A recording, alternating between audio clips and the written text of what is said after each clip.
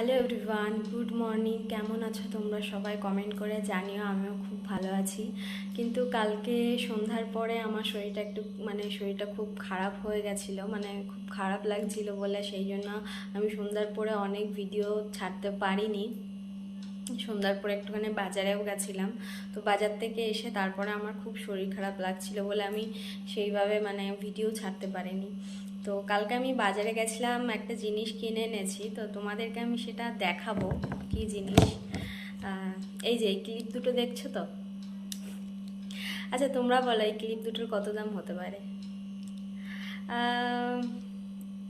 এটা কত হতে পারে? হয়তো 25 টাকা, তাই তো? 25 টাকাই ধরলাম। আর এটা কত হতে পারে? মানে এখন আর 10 টাকার কিছুই পাওয়া যায় না, ওই 15 টাকাই ধরে রাখো, 15 টাকা, ঠিক আছে? এটা 25 টাকা, এটা 15 টাকা।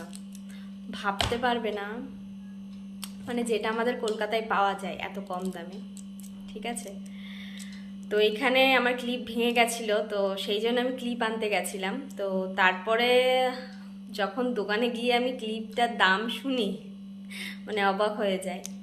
এই দুটো ক্লিপ দেখছো তো, কত দাম? তোমরা একটু গেস করো কত দাম হতে পারে।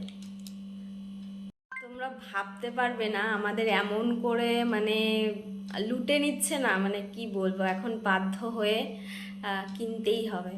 কিন্তু এই দুটো ক্লিপের দাম কতই হতে পারে, আমি তো বলে দিলাম, তারপরেও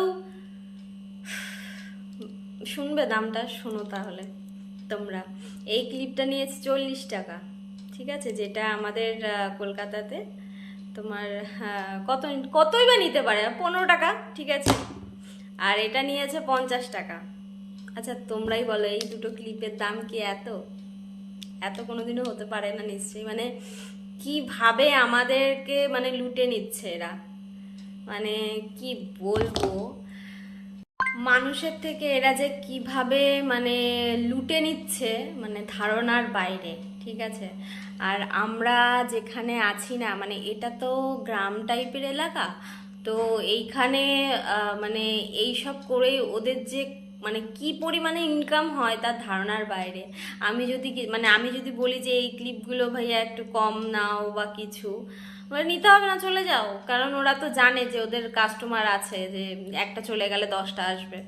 কারণ এখানকার আমার বাধ্য হয়ে নিতে হয়েছে। আমি ডিমার্টে গেছিলাম, দুটো ক্লিপ এনেছিলাম, কিন্তু ভালো না বলে, ওটা ভেঙে গেছে বলে আমার বাধ্য হয়ে কিনতে হলো। বাড়ি গেলে আমি বাড়ির থেকেই নিয়ে আসি সব সময়।